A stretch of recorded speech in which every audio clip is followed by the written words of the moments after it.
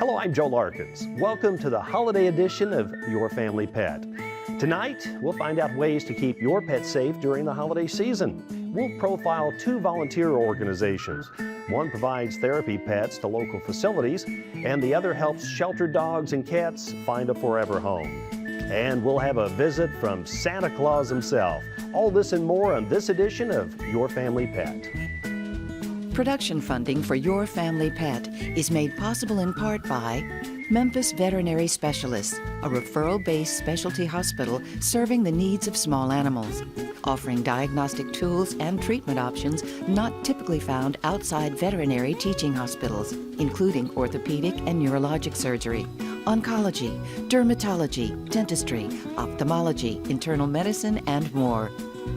And by the WKNO Production Fund, the WKNO Endowment Fund, and by viewers like you.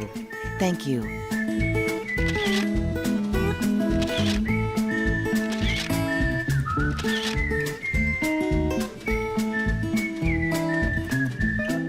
The holiday season is a busy time for decorating, wrapping presents, and hosting parties, and we all want to include our furry family members in the celebration.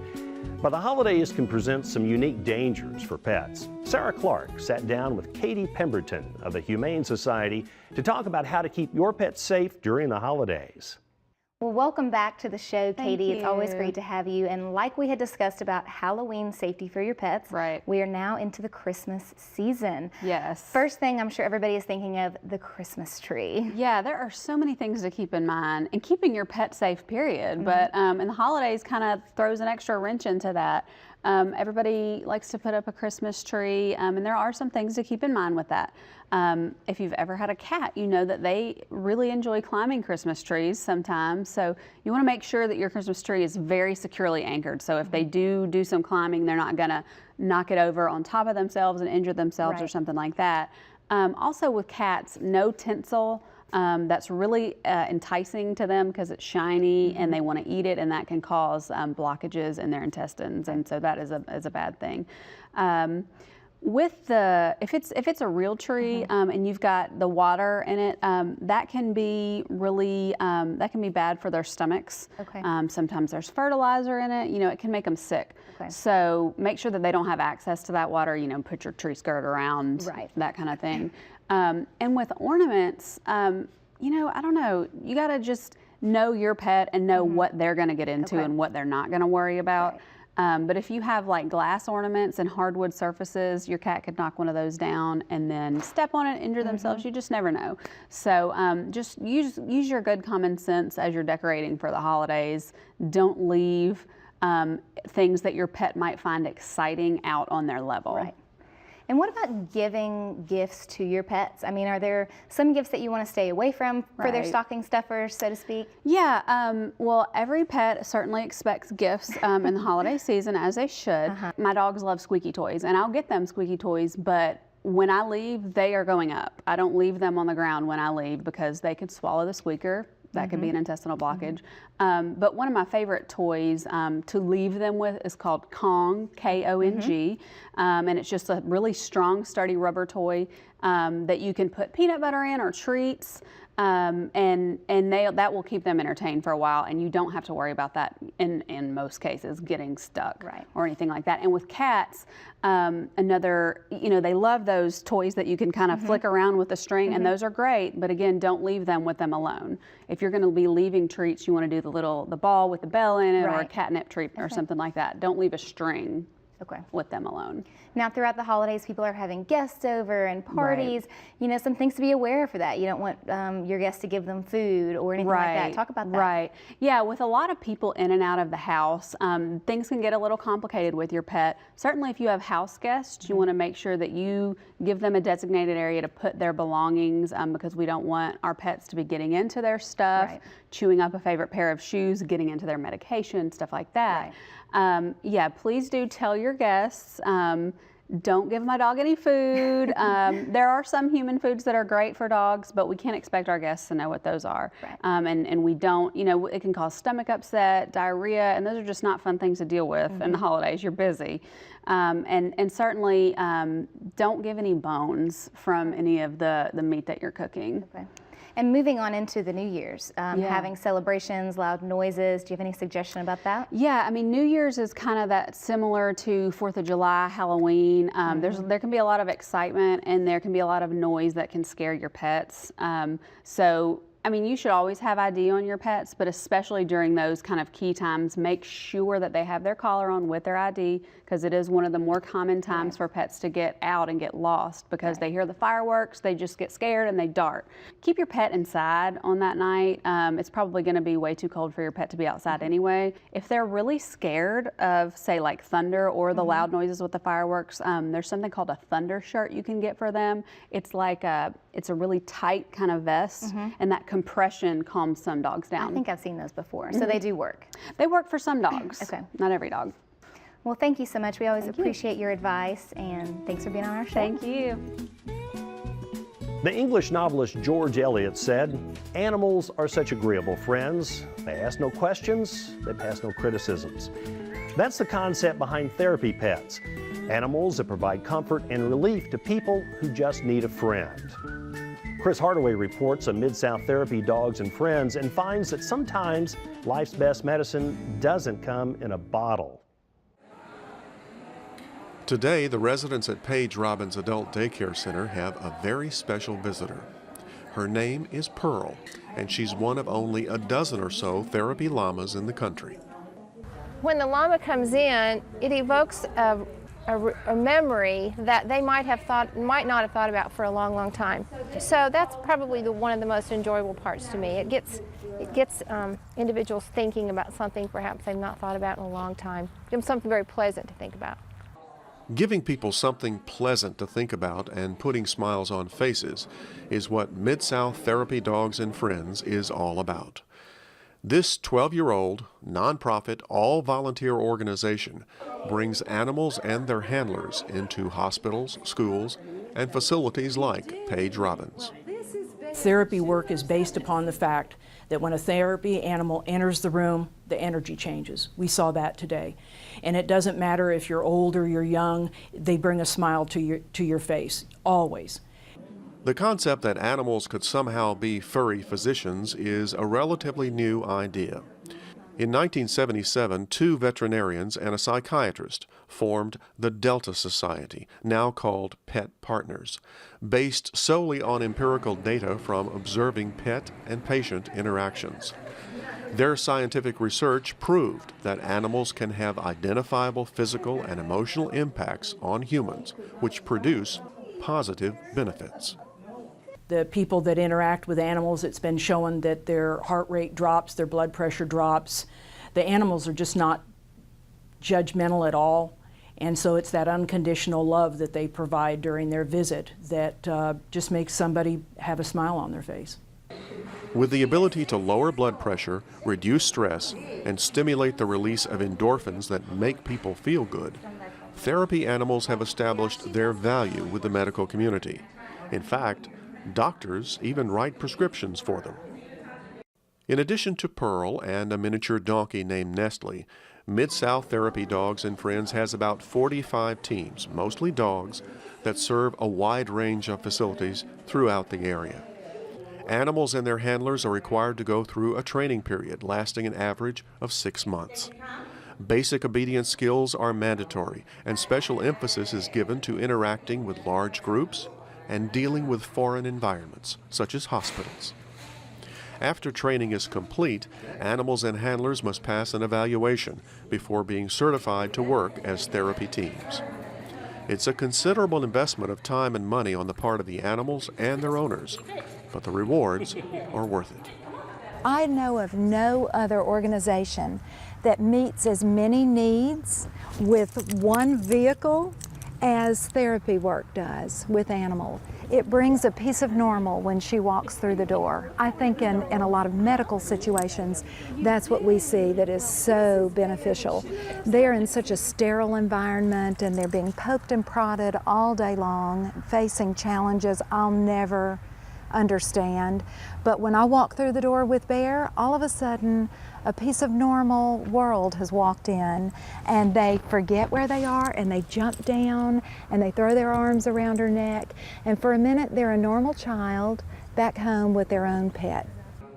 The impact of therapy animals at Page Robbins is so positive that its executive director has a 1-year-old puppy named Daisy in training to become a regular visitor to the center's clients. When a client becomes anxious or when somebody needs an extra little bit of something that a puzzle or a song just can't convey, that there's something for them to be responsible for, to interact with other than a person. Sometimes they need that break with, and that an animal can provide. Animals are non-judgmental. They don't care if they've told the same story over and over, and so it works well to have a pet here. So we got Daisy just for that purpose, to be able to do that. It's easy to see the smiles on faces and understand what people get from a visit by the therapy animal, but what about the animals themselves? I think they sense their need to be useful. I think they know that they're providing something very special. They have a job to do, and it's a very important job. And if it's for them to lie on the bed of somebody that is in hospice, they'll lie there gently. If it's going to a grief camp and with a group of little girls and they're all wound up, then it's playing with a dog with a ball that's got high activity. So they each have a special job to do, and each of them is different. Anyone who has ever owned a pet of any kind has experienced the invisible bond that exists between animals and humans.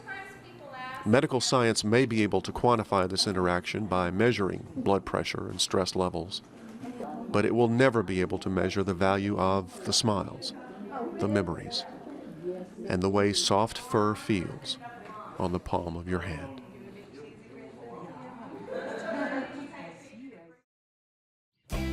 Our breed of the month is the Boxer. Boxers are a short-haired, medium-sized breed with a muscular body, standing 21 to 25 inches in height and weighing anywhere between 55 and 75 pounds. Originally bred in Germany as hunting companions, Boxers love to run, enjoying long walks and jogs, and need both physical and mental exercise daily. In spite of their athleticism, they are not well suited to living outdoors, but prefer equal time spent indoors and out. Boxers require minimal grooming due to their shiny short coat. The lifespan of a boxer averages between 8 and 10 years. Boxers are highly intelligent and are devoted to those they are attached to. They tend to be curious and outgoing and make a great companion for families who live active lifestyles. You'll find that Boxers respond well to commands and are generally good with other household pets. But they may show signs of aggression around unfamiliar dogs or dogs of the same gender.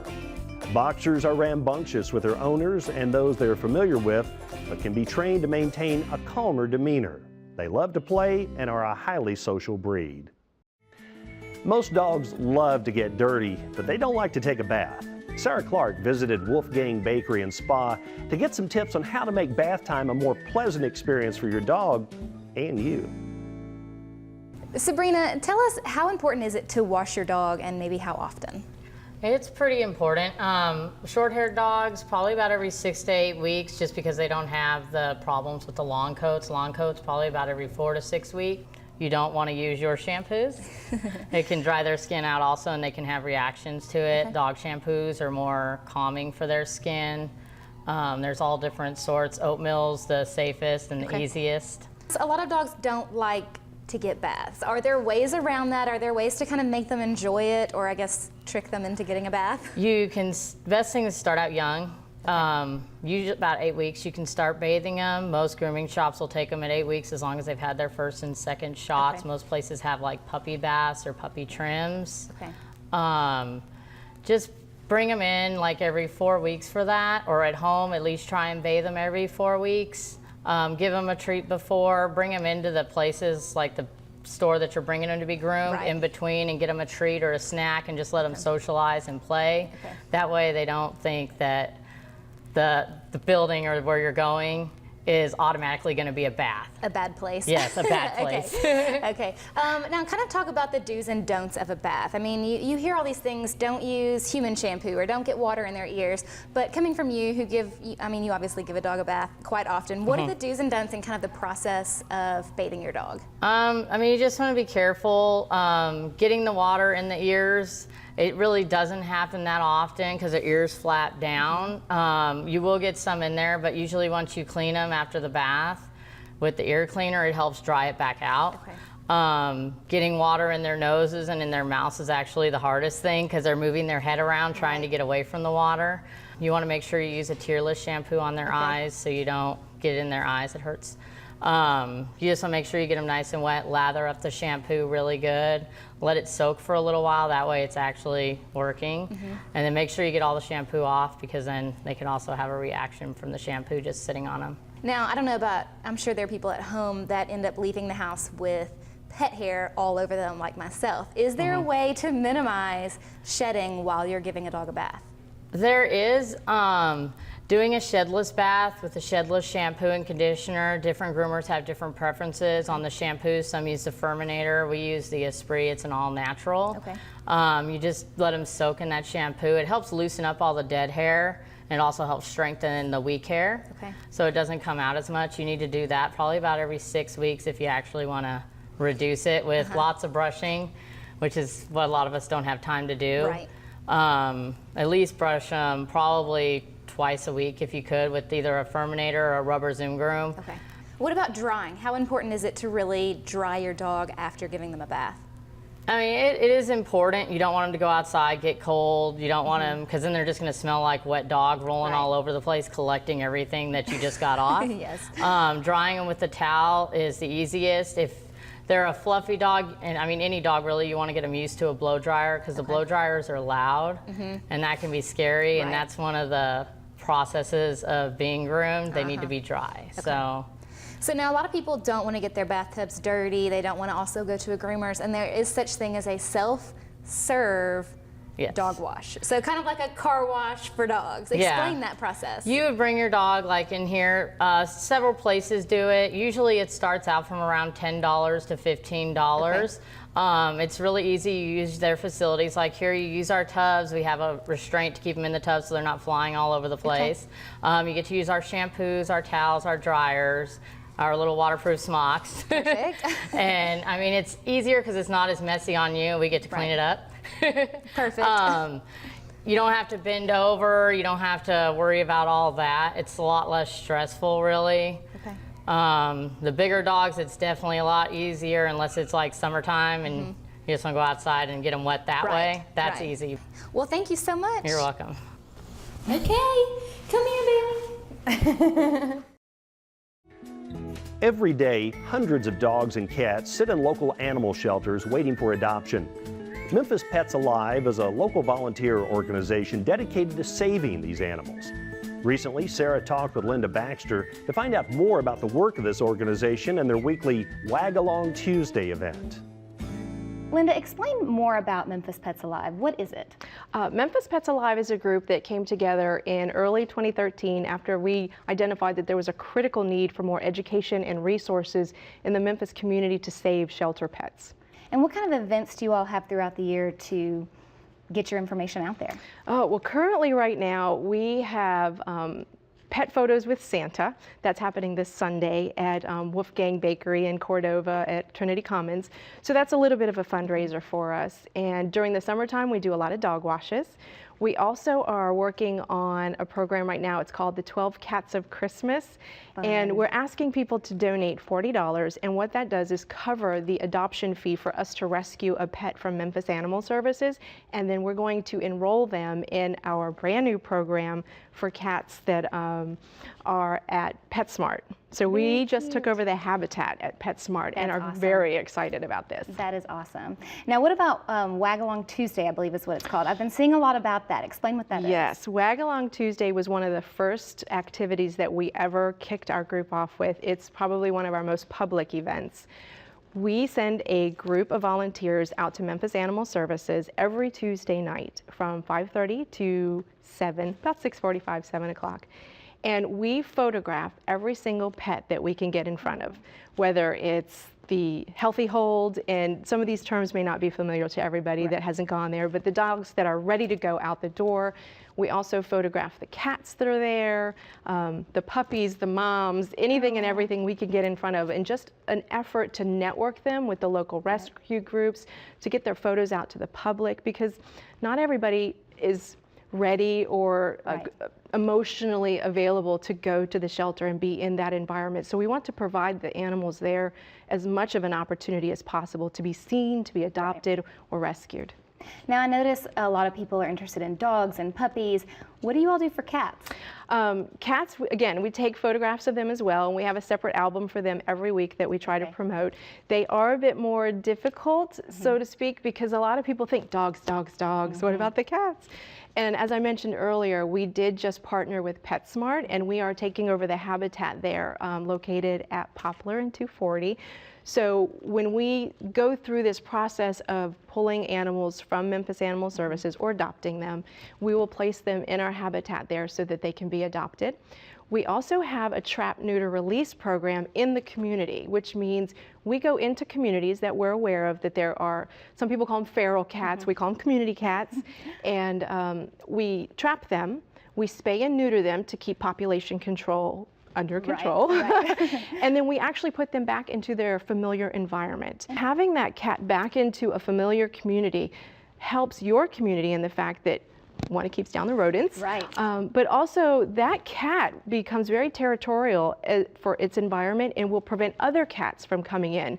So if you trap, neuter, and release one cat, that's going to mean the other 3 that are hanging out in the neighborhood next door aren't going to start infiltrating your neighborhood, so to speak. That's interesting, and it keeps them out of the shelters as well. Absolutely, because for the most part, feral cats or community cats are not equipped to deal in a home environment, and when you put them in a shelter, they are not typically the type of cat that people are wanting to go snuggle with. Right.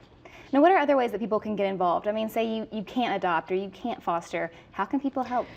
Volunteering goes all over the place. You can donate your time. Come and join us at the shelter if you think you're able to do that.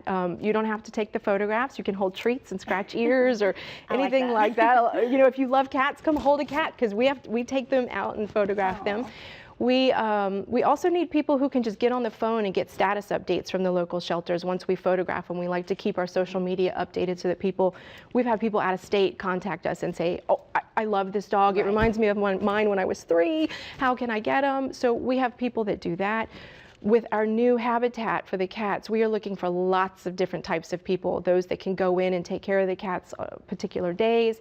We need somebody who can coordinate foster programs, and we will teach whatever we need. So there are lots of opportunities. We are getting ready to do what I find is incredible for our group to do is we're going to go out into the community this Saturday. We're calling it Holiday Deliveries. Cute. We've identified a few streets off of Jackson Avenue that we have delivered pet food to previously. We have a pet pantry to help people not surrender their pets if they can't afford to feed them. We're going to pull up a flatbed truck and we're going to fill it with dog houses and straw and food and treats, and we are just going to roll down those streets. I love it. And we're going to knock on doors, we're going to look for dogs in yards, and we're going to hand out leashes, we're going to hand out collars and food, and to me that's our way of giving back to the community in the areas that need it most. I love that. And we really want people to understand we're not just here to get dogs adopted, we also want to help prevent them from being put into the shelters in the first place. Well, and I saw on your Facebook page that you all are now asking for cat food, so people can be on the lookout on your Facebook page or social media for things that you all might need, correct? Absolutely. Gently used collars, leashes, dog beds, dog bowls, anything that another family could benefit from, we share. Cat food right now is it seems to be our primary concern. We're very low. We've worked partnerships with some other groups, and people, again, as you said, dogs, dogs, dogs. I love dogs too. But people tend to donate dog food and not always think about the cats. And so cat food in cans, dry food, litter, things like that that will help families just get through a little bit longer. Well, thank you so much. We appreciate everything that you're doing. Thank you. And looking forward to see how it turns out. Thank you. That's all for this edition of Your Family Pet, but before we close, we couldn't let the holiday season pass without a visit to Hollywood Feed, where Santa was taking pictures with pets, with all the proceeds going to pet charities. Enjoy the holiday season. Sarah and I'll see you in the new year.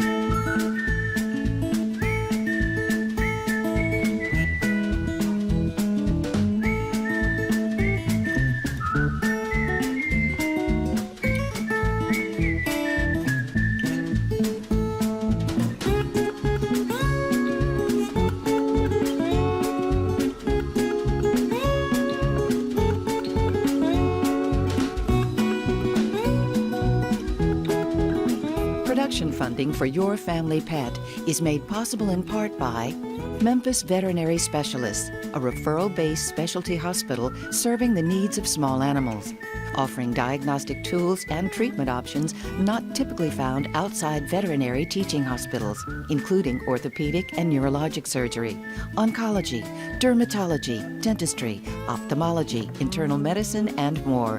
And by viewers like you. Thank you.